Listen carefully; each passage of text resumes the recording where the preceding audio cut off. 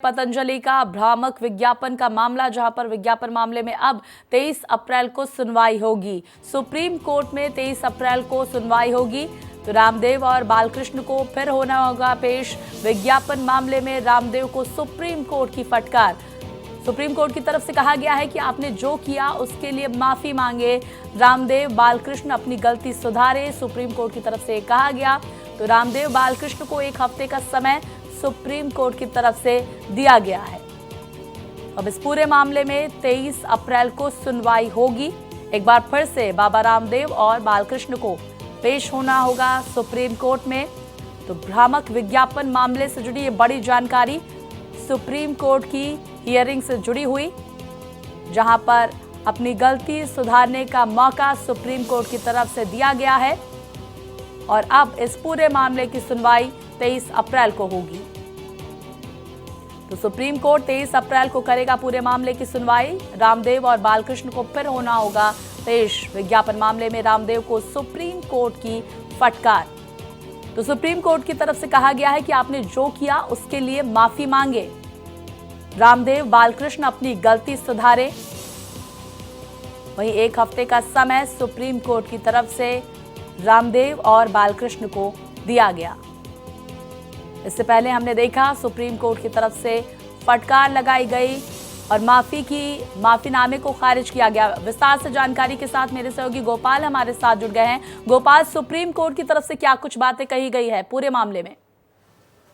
देखिए स्वाति, जब मामले की सुनवाई हुई और बाबा रामदेव आचार्य बालकृष्ण पेश हुए तो सुप्रीम कोर्ट की जस्टिस सीमा कोहली ने बाबा रामदेव से कहा और आचार्य बालकृष्ण से कि आपका योगदान योगा में काफ़ी रहा है, आपकी काफ़ी इज्जत है, लेकिन आपने जो किया है उस पर आप क्या कहना चाहते हैं। सुप्रीम कोर्ट ने यह भी सुप्रीम कोर्ट में बाबा रामदेव ने कहा कि जो उन्होंने किया है वो आवेश में आकर के, उत्साह में आकर के उन्होंने किया है, उनसे गलती हो गई है, वो कोर्ट से दोबारा माफी मांगने, सार्वजनिक माफी मांगने के लिए तैयार है। भविष्य में इस तरीके की दोबारा गलती नहीं होगी। वहीं आचार्य बालकृष्ण ने कोर्ट के सवाल का जवाब देते हुए कहा कि बाबा रामदेव इस संस्था से जुड़े हुए नहीं हैं। तब कोर्ट ने उनको फटकार लगाई और कहा कि आपने गलती की है और एक बार नहीं 3 बार आपने गलती की है और उसके बाद भी आप इस तरीके की बातें करते हैं। अगर आपको लगता है कि आपके वकील ने माफी दे दी है या आपने माफी मांग लिया है और हमने माफ किया, ऐसा नहीं है, हमने आपको अभी तक माफ नहीं किया है।